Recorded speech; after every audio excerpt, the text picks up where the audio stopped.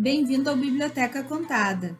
Eu sou Andréia, bibliotecária do nosso Colégio Marista Champagnat, e essa é uma edição do Biblioteca Contada, uma iniciativa da Biblioteca Irmão Nadir Bonini Rodrigues.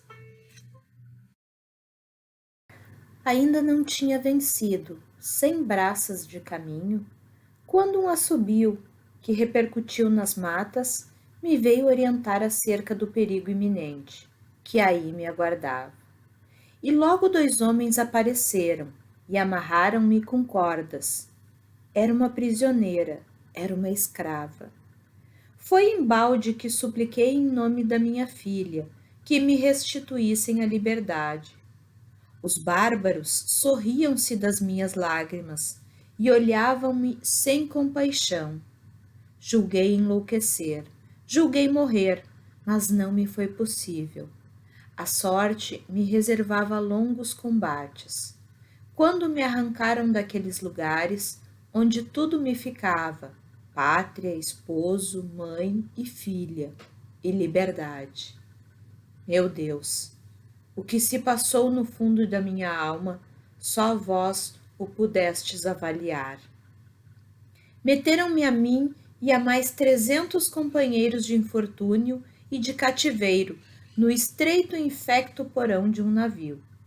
30 dias de cruéis tormentos e de falta absoluta de tudo quanto é mais necessário à vida passamos nessa sepultura, até que abordamos as praias brasileiras. Para caber a mercadoria humana no porão, fomos amarrados em pé, e para que não houvesse receio de revolta, acorrentados como os animais ferozes das nossas matas, que se levam para recreio dos potentados da Europa. Davam-nos a água imunda, podre e dada com mesquinhez, a comida má e ainda mais porca. Vimos morrer ao nosso lado muitos companheiros à falta de ar, de alimento e de água. É horrível lembrar que criaturas humanas tratem a seus semelhantes assim e que não lhes doa a consciência de levá-los à sepultura asfixiados e famintos.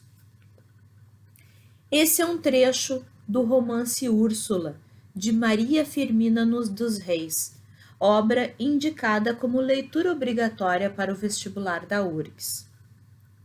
No que tange a mulher na sociedade brasileira do século XIX, de uma forma geral, se sabe que as mulheres viviam em condições reclusas, sem acesso à educação formal ou à vida cultural e literária do país. Ainda que houvesse um projeto de modernização da sociedade, as últimas décadas do século XIX apontavam para a necessidade de educação da mulher. Contudo, sempre foi ofertado um tipo de educação diferenciado, e através de um discurso patriarcal, a mulher era subjugada pelos homens, inclusive em sua capacidade criativa, sobretudo pelo fato de que a educação tinha como objetivo formar mães e esposas reclusas e subservientes para agradar e servir ao homem. Ao longo dessa história, se constata que foi um reduzido número de mulheres e negros que de alguma forma tiveram acesso à educação formal, e ainda menor o número daquelas mulheres cujos escritos chegaram ao conhecimento do público leitor. Entretanto, é nesse período que se percebe que alguns mulatos conseguiram ter acesso à escola, os afrodescendentes e as mulheres que antes não possuíam nenhum direito, passam gradativamente a se manifestarem por meio da cultura e na literatura. De maneira tímida, começam a surgir manifestações, questionamentos quanto à condição de submissão humana, às injustiças, situações desiguais de privilégios. Úrsula foi publicado em 1859 e é considerado o primeiro romance abolicionista brasileiro de autoria feminina. A própria escritora é um exemplo de mulher que teve acesso à educação, mesmo sendo uma afro-brasileira.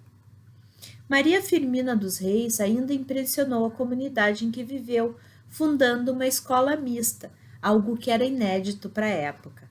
A sua educação transcendeu a formação das mulheres do seu tempo e pode ser comprovado, inclusive, nos relatos de muitos escritos deixados por ela, dado a relevância à reconstituição histórica do papel da mulher na sociedade do século XIX no Brasil. E essa obra é interessante sob diversos aspectos, dentre os quais a denúncia das injustiças praticadas livremente em uma sociedade autoritária e patriarcal, que no Brasil era percebida por alguns intelectuais, e, sobretudo, pelas minorias mais afetadas, como o negro e a mulher. O que distingue mais esse livro de outros da época não é um enredo romântico de amor, de dor, incesto e morte, que eram temas comuns ao romance do século XIX, mas sim o tratamento dado à questão do escravo.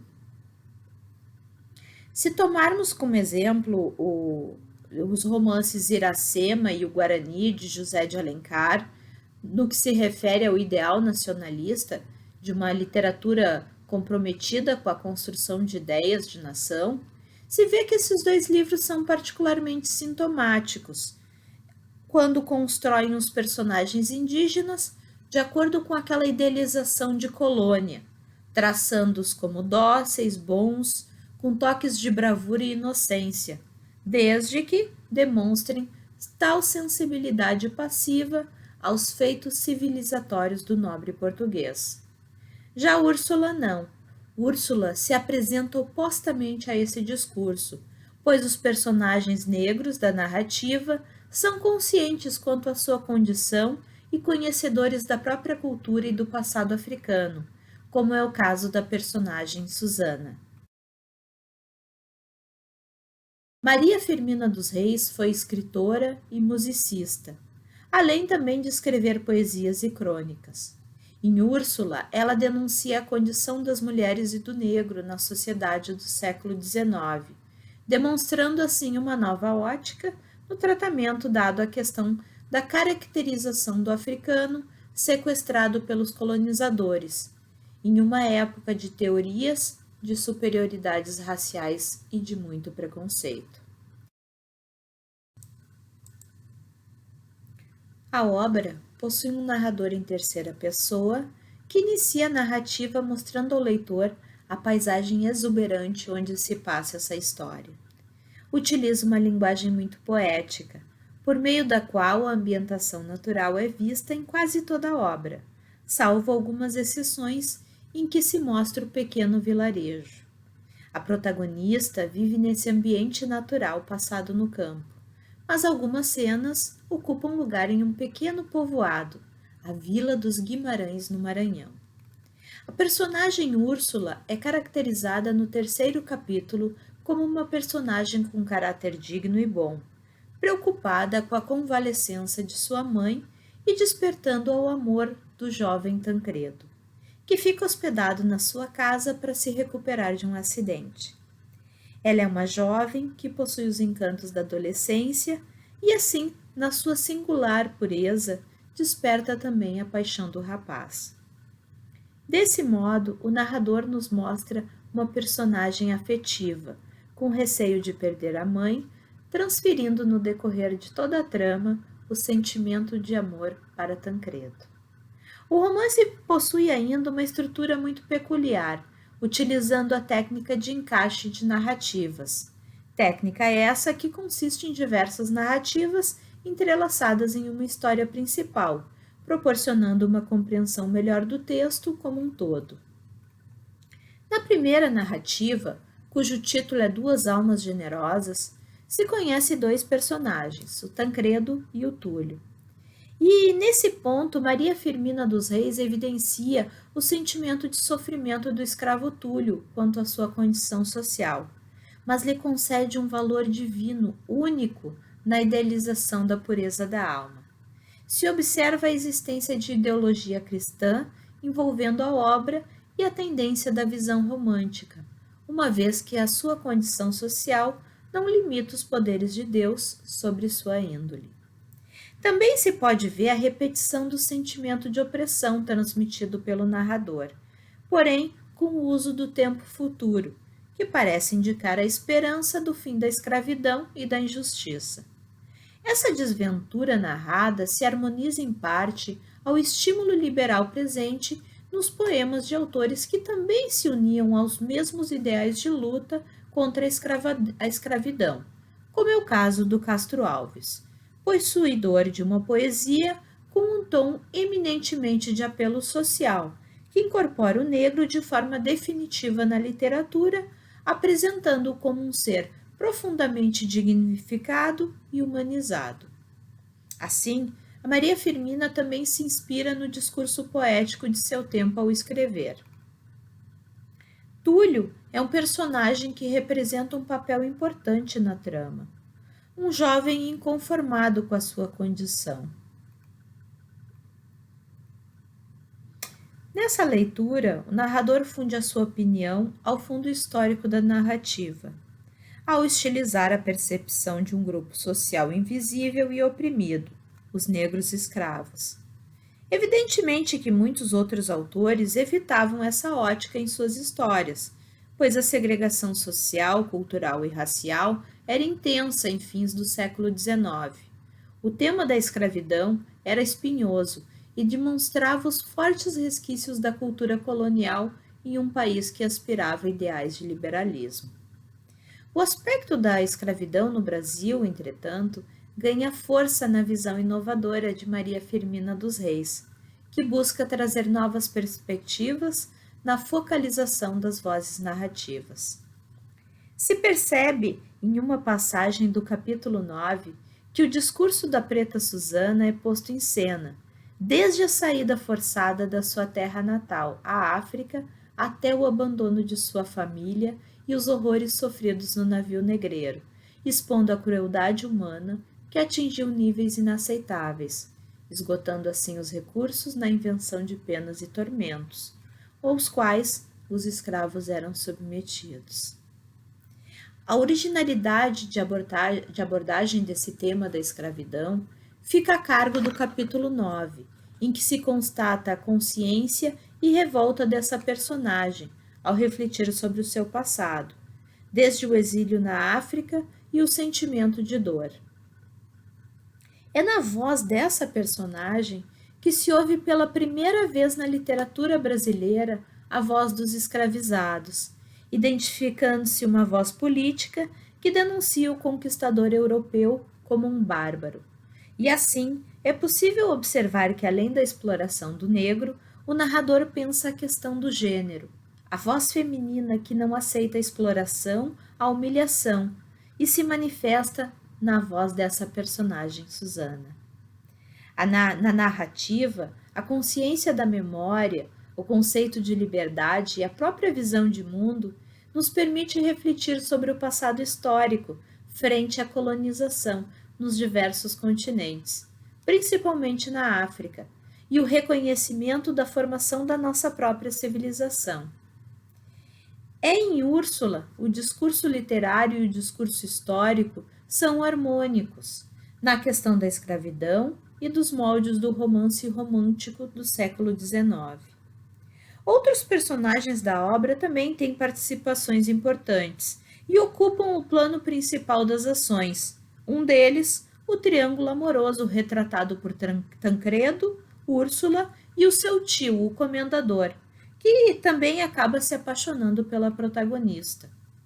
Esse personagem do comendador é caracterizado como um homem atormentado, obcecado e perigoso, e é o responsável pela morte do pai de Úrsula e da condição de enfermidade da mãe, Luísa. Ele passa a história travando uma perseguição para desposar a Úrsula a qualquer custo, como uma espécie de prêmio. Esse comendador é caracterizado como representante do máximo poder colonial, um homem que é proprietário de terras e trama formas para assassinar o escravo Túlio e o jovem Tancredo. Acaba isolado do mundo exterior, sendo odiado por todos e também pelos seus escravos, o que o leva à morte, já totalmente ensandecido com a rejeição de Úrsula. Em oposição a esse personagem está o de Tancredo, cujo personagem tem aspectos de cavaleiro medieval, descrito como pálido e abatido em seu cavalo. Dessa forma, ele demonstra um caráter justo, generoso e bom, além de ser financeiramente abastado, possuindo um sentimento nobre de gratidão a Túlio, que foi o escravo que o salvou de um acidente logo no início da trama. Essa caracterização e a relação amorosa impossível de um casal de jovens de condições socioeconômicas diferentes comprovam o caráter romântico da obra. Esse personagem tem a existência marcada pela figura de sua mãe, uma mulher boa, mas menosprezada pelo marido, mencionado como cruel e egoísta. Tancredo, no entanto, tem veneração pela mãe. O romance aponta conflitos psicológicos e de sentimento no âmbito familiar da protagonista e também de Tancredo, que reconheceu na personagem da moça Adelaide o seu primeiro amor. Entretanto, este lhe é negado pelo pai, que o envia para um exílio de 1 ano, apaixonado também pela moça. Quando Tancredo retorna, encontra a mãe morta e o pai casado com a moça que amava. Desesperado, ele parte, quando sofre um acidente e é socorrido pelo escravo Túlio, e assim levado para a casa de Úrsula. É nítido aqui que o narrador evidencia a posição das mulheres burguesas no contexto histórico ao romance. Se percebe em muitos trechos que as mulheres também eram vistas e idealizadas como anjos de virtude para o cuidado do lar e subestimadas pelo marido, ressaltando nitidamente o típico regime do patriarcado vigente no Brasil por séculos. E também em outros trechos a gente pode perceber a renúncia, o sacrifício e o temor que as mulheres sentiam pelos seus maridos. Essa anulação da vontade e dos desejos das mulheres no século XIX é relatada também em outro trecho do livro, quando Úrsula se refugia em um convento. O claustro era um local que historicamente serviu de refúgio, de instituição, onde as moças eram muitas vezes enclausuradas contra a vontade própria pelos seus familiares. Aliás, ao ingressar neste mundo recluso, a personagem Úrsula encontra a única opção para escapar à perseguição de seu tio, o comendador. Os conventos eram um espaço contraditório e funcionavam também como instrumentos eficazes de regulação de casamentos, onde a classe burguesa encerrava as filhas que não conseguiam um bom casamento. E assim, a riqueza e o poder político eram preservados por um pequeno grupo de famílias. Dessa forma, é possível concluir que a condição das mulheres e o seu lugar na relação de família eram totalmente voltados para a lei da prudência. As várias circunstâncias, entre elas econômicas, sociais e culturais, contribuíram para a limitação da atividade feminina unicamente ao lar ou submetidas às vontades do homem. Essa obra trata de valores como a nobreza dos sentimentos, do comportamento coerente com os princípios cristãos, de coragem, amizade. Entretanto, ela possui um fim pessimista, com o enlouquecimento da Úrsula, o assassinato do seu amado Tancredo, o arrependimento do tio comendador e a sua posterior morte, uma vez que apenas a morte pode libertar o homem da opressão, de acordo com os moldes românticos.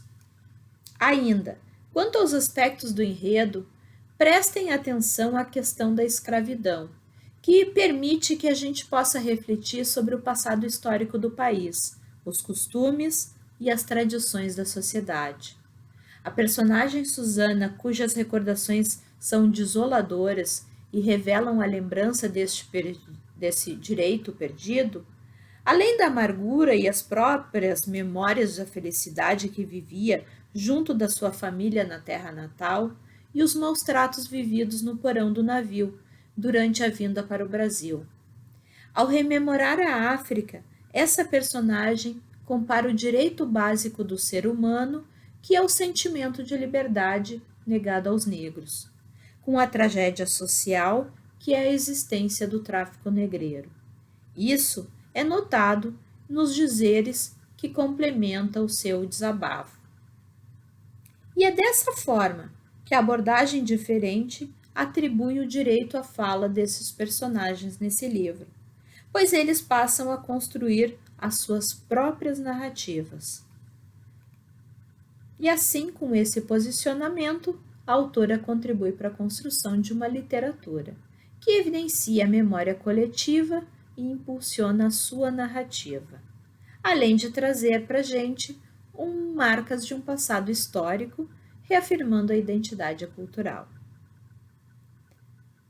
Eu destaco agora para vocês a narrativa, que remete ao leitor não apenas os atributos.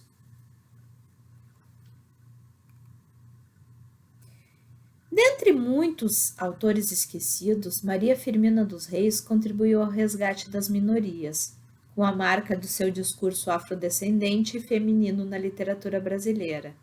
E foi através de Úrsula que ela acrescentou importantes elementos discursivos de recuperação da memória afrodescendente, a partir dessa perspectiva interna.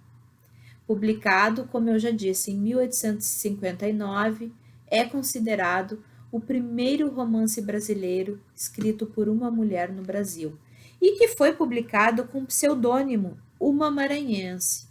Somente décadas depois, em 1975, esse romance teve a sua segunda edição e o nome da escritora foi revelado, sendo considerado assim o romance precursor da temática abolicionista na literatura brasileira. Indico essa leitura para vocês e até a próxima!